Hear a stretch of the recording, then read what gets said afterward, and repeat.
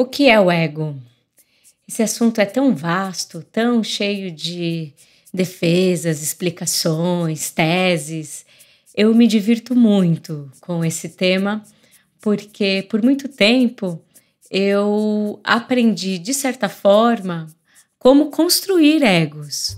Porque depois de 20 anos dando aula e ensinando a construção da personagem para os atores, porque eu adorava esse tema, eu adorava vasculhar a origem e criar histórias.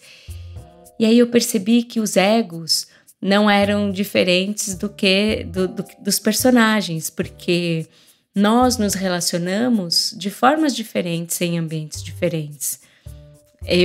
A pessoa que eu sou com a minha filha é diferente da pessoa que está na casa dos meus pais, ou numa reunião, ou realizando uma peça de teatro. Então, por mais que eu fosse sincera, espontânea, e tinha sempre essa intenção de ser eu mesma, de não ferir os meus sentimentos, para me defender, aí eu acabo criando uma identidade, um ego. Às vezes nós construímos muitos egos para se defender.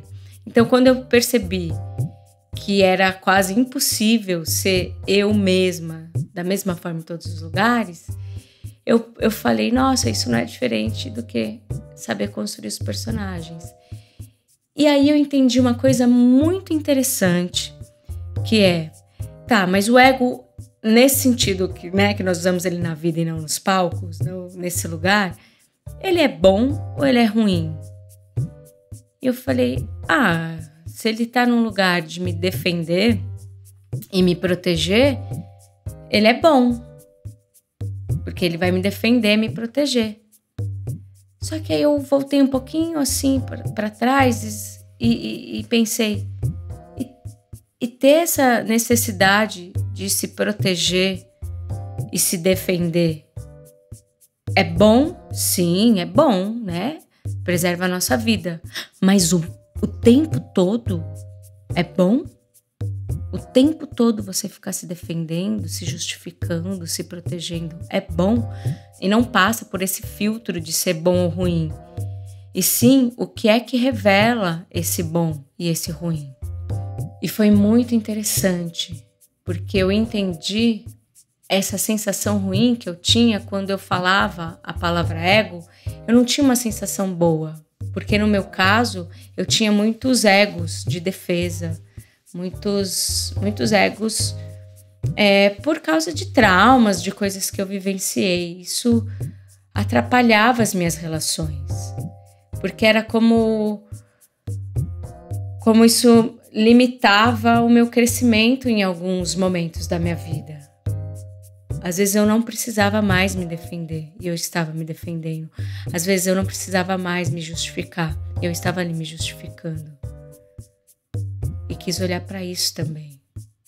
Então, diferente dos personagens no teatro, o que acontece ali no teatro acontece em 1h30 e acaba ali. Na vida, não.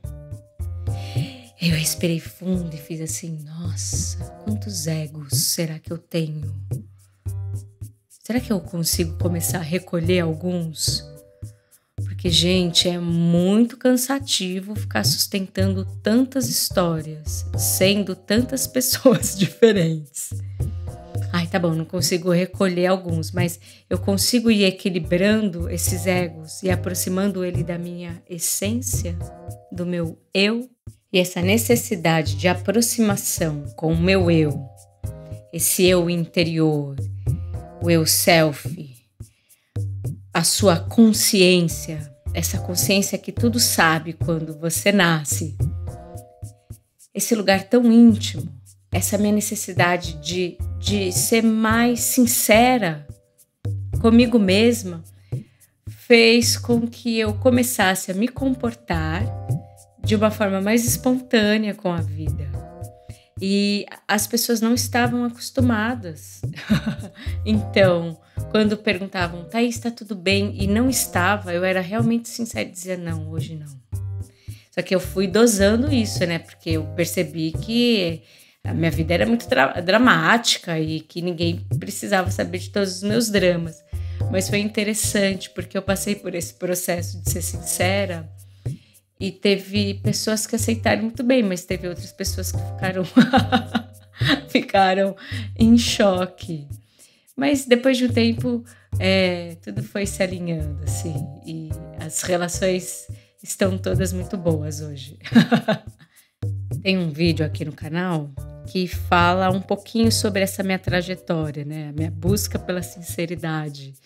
Eu acho que eu tinha criado uma jornada da sinceridade para mim. E esse vídeo chama Seja Sincero. Depois vale a pena vocês verem. Mas acontece isso quando você não tem a necessidade de ficar se defendendo, se justificando, se comparando, achando que o outro vai pensar ou o que ele pensa de você, de quem você é. Porque esses tipos de pensamentos também constituem certos tipos de ego. E que são facetas, né, sua, que demora para você se livrar depois. E eu pensava muito nisso, né, no ego como uma máscara mesmo. Que máscara que eu vou vestir hoje, né? Eu vou fazer uma entrevista de um trabalho que eu quero muito. Que máscara eu vou vestir hoje? Eu vou viajar, que máscara eu vou vestir hoje? E tem tudo a ver, porque a gente se comporta de uma forma diferente, e ainda bem, né? A nossa vida é bem dinâmica, mas é melhor ainda quando você não precisa construir esses egos somente para se defender e pertencer e caber. É um lugar de muita pesquisa, de muita paciência com você mesma, mas vale a pena a gente pensar nesse lugar de oposição, né? De viver mais esse eu e menos o ego. Pode ser mais leve, pode ser mais fácil.